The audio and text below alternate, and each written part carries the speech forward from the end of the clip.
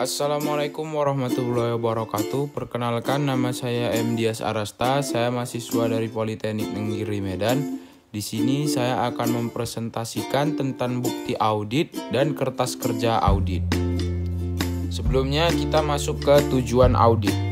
Tujuan menyeluruh audit laporan keuangan adalah menyatakan pendapat tentang apakah laporan keuangan klien telah menyajikan secara wajar dalam semua hal yang material sesuai dengan prinsip akuntansi berterima umum atau dikenal dengan GAAP. Untuk itu, auditor harus memperoleh bahan bukti yang cukup dan kompeten sebagai dasar yang memadai untuk menyatakan pendapat. Di samping itu, pilihan akan bukti audit dipengaruhi oleh yang pertama ada pemahaman auditor atas bisnis dan industri klien. Yang kedua, perbandingan antara harapan auditor atas laporan keuangan dengan buku dan catatan klien. Yang ketiga, keputusan tentang asersi yang material bagi laporan keuangan. Dan yang keempat, keputusan tentang risiko bawaan dan risiko pengendalian. Tujuan audit khusus dan bukti audit. Terdapat 5 kelompok umum asersi laporan keuangan, yaitu yang pertama, keberadaannya atau keterjadiannya.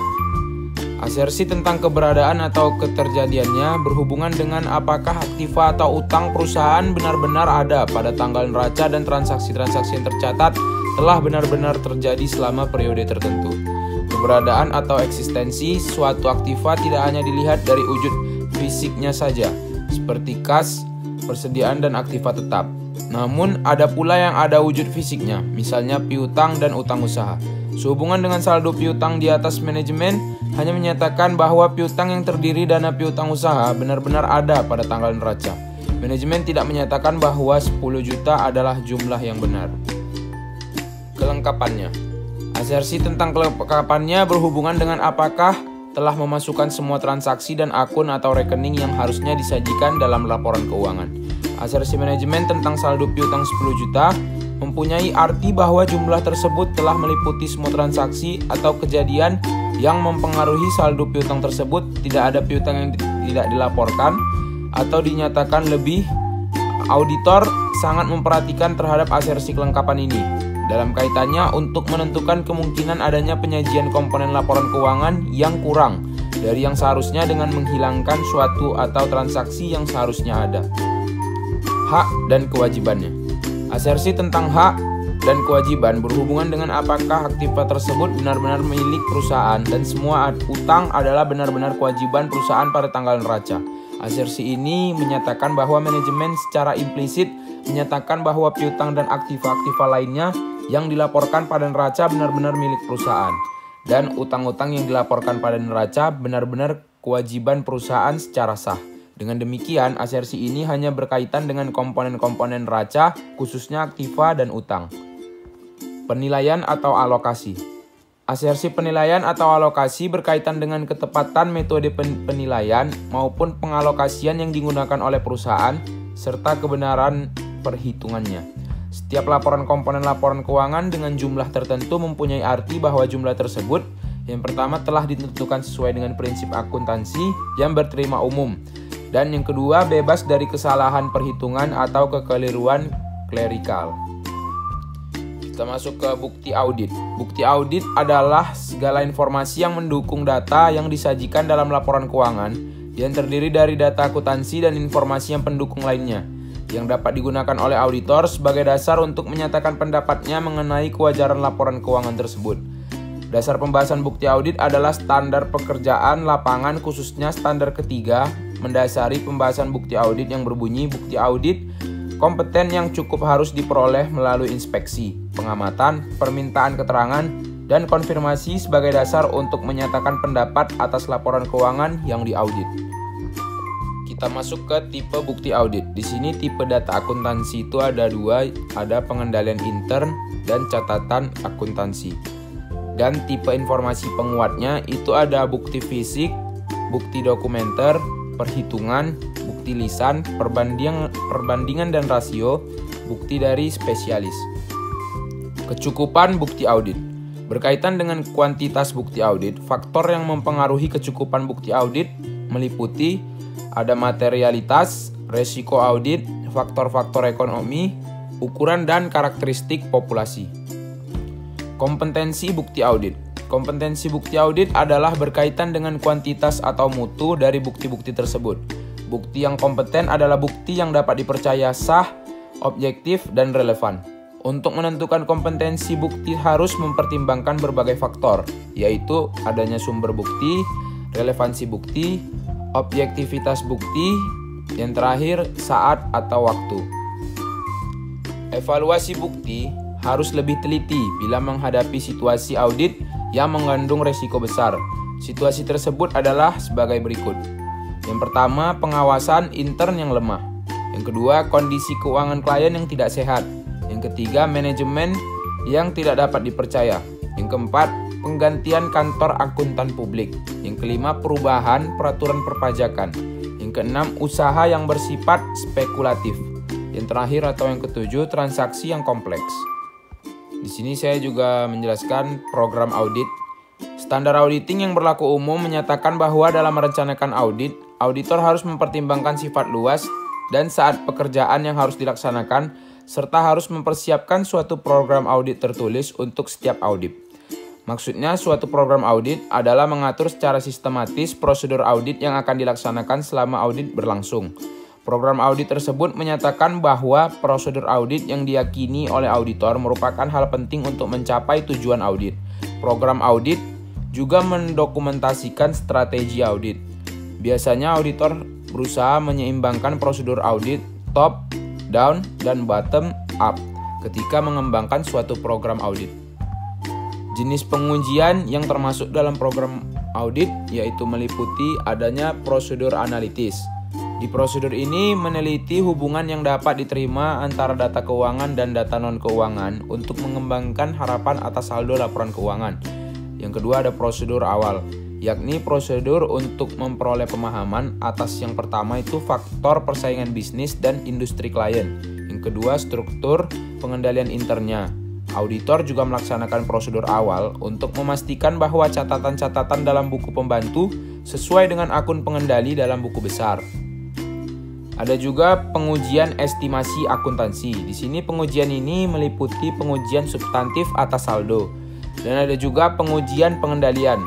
Adalah pengujian pengendalian intern yang ditetapkan oleh strategi audit dari auditor. Ada juga pengujian transaksi. Adalah pengujian substantif yang terutama meliputi tracing atau vouching transaksi berdasarkan bukti dokumenter yang mendasari. Pengujian saldo berfokus pada perolehan bukti secara langsung tentang saldo, akun, serta item-item yang membentuk saldo tersebut. Ada juga pengujian penyajian dan pengungkapan. Di sini mengevaluasi penyajian secara wajar semua pengungkapan yang dipersyaratkan oleh GAAP.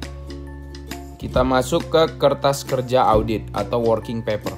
Kertas kerja audit merupakan kertas-kertas yang diperoleh akuntan selama melakukan pemeriksaan dan dikumpulkan untuk memperlihatkan pekerjaan yang telah dilaksanakan, metode dan prosedur pemeriksaan yang diikuti, serta kesimpulan-kesimpulan yang telah dibuatnya. Contoh kertas kerja lain itu ada catatan memo, hasil analisa jawaban konfirmasi, client representation letter, komentar yang dibuat atau didapat oleh akuntan pemeriksa, tembusan atau kopi dari dokumen penting dari suatu daftar baik yang diperoleh ataupun yang didapat dari klien dan diverifikasi oleh akuntan. Dengan kata lain, kertas kerja audit dapat berasal dari pihak klien, hasil analisis yang dibuat auditor atau dari pihak ketiga yang independen baik secara langsung maupun tidak langsung. Berkas kertas kerja yang berasal dari klien itu dapat berupa neraca saldo atau trial balance, adanya rekonsiliasi bank, ada juga analisa umur piutang, ada juga rincian persediaan, ada juga rincian utang atau rincian biaya umum dan administrasi, ada juga rincian biaya jualan, surat pernyataan langganan. Hasil analisis yang dibuat oleh auditor, misalnya berita acara cash of name atau cash count sheet, internal control questionnaire, dan evaluasi serta hasil analisis pengendalian intern. Analisis aktiva tetap, analisis kecukupan allowance for bad debt atau penyisian piutang atau cadangan kerugian piutang, working trial balance, atau dapat dicegah menjadi dua, yaitu working balance sheet dan working profit and loss, top schedule, supporting schedule, konsep laporan audit. Berkas yang diperoleh dari pihak ketiga yang independen meliputi antara lain hasil konfirmasi piutang, hasil konfirmasi utang, informasi dari bank, dan pernyataan dari penasihat hukum. Kertas kerja yang dikumpulkan oleh akuntan merupakan data-data rahasia yang menjadi milik perusahaan. Oleh karenanya, akuntan berkewajiban untuk menjaga kerahasiaan tersebut, jangan sampai data tersebut jatuh pada pihak-pihak yang tidak diinginkan oleh perusahaan. Kita masuk ke isi kertas kerja audit. Kertas kerja harus cukup memperlihatkan bahwa catatan akuntansi cocok dengan laporan keuangan atau informasi lain yang dilaporkan serta standar auditing yang dapat diterapkan telah dilaksanakan.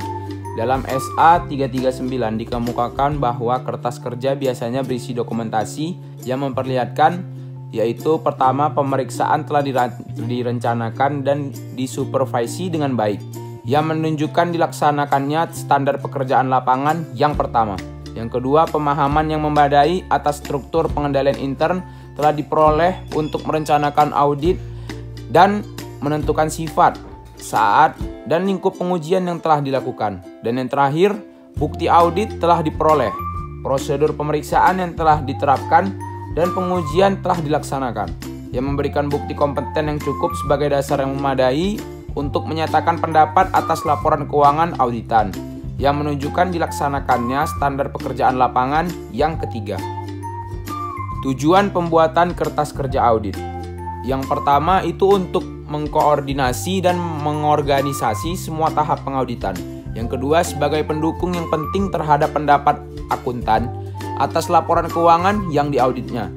Yang ketiga sebagai penguat kesimpulan akuntan dan kompetensi pengauditannya. Dan yang terakhir sebagai pedoman dalam pengauditan berikutnya. Di sini juga ada teknik dasar pembuatan kertas kerja audit. Ada 4 teknik dasar yang digunakan dalam pembuatan kertas kerja audit. Keempat teknik tersebut itu yang pertama pembuatan heading, yang kedua nomor indeks, yang ketiga tick marks, yang keempat pencantuman tanda tangan, pembuat maupun penelaah, dan tanggal pembuatan serta penelaahan. Faktor-faktor yang harus diperhatikan dalam pembuatan kertas kerja audit yaitu yang pertama itu kertas kerja harus dibuat secara lengkap, yang kedua itu teliti, yang ketiga ringkas, yang keempat jelas, dan yang terakhir itu rapi. Baik, kita masuk ke tipe kertas kerja. Ada audit program. Agar tak menimbulkan kerancuan istilah, maka perlu dipisahkan pengertian audit program dan audit prosedur. Di sini audit program itu merupakan daftar prosedur pengauditan untuk seluruh pemeriksaan elemen tertentu. Sedangkan prosedur audit adalah instruksi terinci untuk mengumpulkan tipe bukti pemeriksaan tertentu yang harus diperoleh pada saat pemeriksaan. Ada juga working trial balance, merupakan suatu daftar yang membuat saldo dari seluruh rekening buku besar pada akhir tahun yang diperiksa dari akhir tahun sebelumnya, koreksi yang diusulkan serta saldo menurut hasil pemeriksaan. Kertas kerja ini dapat pula dipisahkan menjadi working balance sheet dan working profit and loss. Ada juga summary of adjustment, journal entries. Di sini ringkasan ini merupakan daftar yang berisikan jurnal-jurnal koreksi yang diusulkan kepada klien yang diperoleh selama pemeriksaan berlangsung. Ada juga top schedules, yaitu merupakan kertas kerja pemeriksaan yang digunakan untuk meringkas informasi yang dicatat dalam daftar pendukung untuk rekening-rekening yang berhubungan. Yang ada juga dia supporting schedules. Di sini merupakan kertas kerja yang memuat detail daripada temuan hasil pemeriksaan serta koreksi-koreksi yang ada, serta memuat berbagai informasi dan teknik pemeriksaan yang dilaksanakan oleh akuntan. Tahap penyusunan audit financial statements. Yang pertama, pembuatan atau pengumpulan daftar pendukung atau supporting schedules sebagai langkah pengumpulan bukti pemeriksaan. Yang kedua, penyusunan daftar utama atau lead schedules atau top schedules dengan cara meringkas supporting schedules dan summary of adjustment journal entries. Yang ketiga, meringkas informasi yang tercantum dalam daftar utama dan daftar pendukung ke dalam working trial balance. Yang keempat atau yang terakhir, menyusun audit financial statements. Susunan kertas kerja audit. Di sini yang pertama itu draft laporan pemeriksaan atau audit report. Yang kedua audit financial statements. Yang ketiga ringkasan informasi bagi penelaah. Yang keempat program pemeriksaan. Yang kelima laporan keuangan atau neraca lajur yang dibuat klien. Yang keenam ringkasan journal adjustment. Yang ketujuh working trial balance. Yang ke-8 top schedule. Dan yang ke-9 supporting schedule. Pengarsipan kertas kerja audit. Current file, yaitu arsip pemeriksaan tahunan yang diperoleh dari pemeriksaan tahun berjalan. Informasi dari current file pada umumnya mempunyai manfaat untuk tahun yang diperiksa. Contohnya neraca saldo, berita acara cash of name, rekonsiliasi bank, rincian piutang, rincian persediaan rincian utang, rincian biaya, dan lain-lain. Permanent file merupakan arsip kertas kerja yang relatif tidak mengalami perubahan. Arsip ini dapat digunakan berulang-ulang untuk beberapa periode pengauditan. Contoh, ada akte pendirian, accounting manual atau pedoman akuntansi, kontrak-kontrak, notulen rapat. Tujuan dari permanent file ini sebagai acuan yang digunakan untuk pemeriksaan tahun-tahun mendatang dan juga memberikan ringkasan mengenai kebijakan dan organisasi klien bagi staf yang baru pertama kali menangani pemeriksaan laporan keuangan, dan juga untuk menghindari pengulangan pembuatan kertas kerja yang sama dari tahun ke tahun. Dan yang terakhir, correspondence file, itu merupakan arsi surat menyurat. Dan kita masuk ke pemilikan kertas kerja audit. Kertas kerja audit akuntan yang disusun selama pelaksanaan audit, baik yang disusun oleh auditor sendiri maupun yang disusun oleh klien untuk auditor, adalah milik auditor atau akuntan publik. Oleh karena itu, semua kertas kerja tersebut harus disimpan oleh auditor dengan sebaik-baiknya, dalam arti disimpan secara teratur sesuai dengan urutan yang logis.